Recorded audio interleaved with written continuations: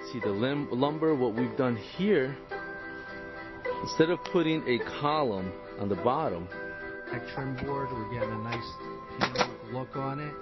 We have some cold molding between the blocks. It's just finishing up right now.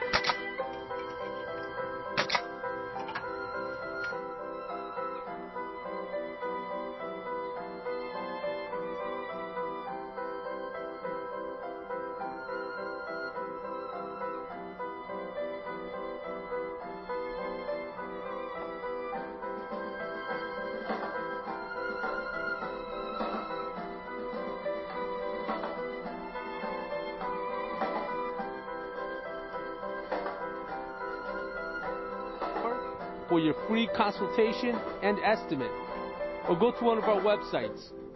You see, that's what you want. That's what you want with every course once you install. OJ channel, starter strip, straight.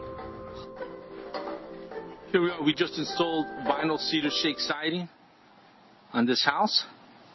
We're on the front now, and as you can see, it was a tear off. OJ channel, starter strip, straight.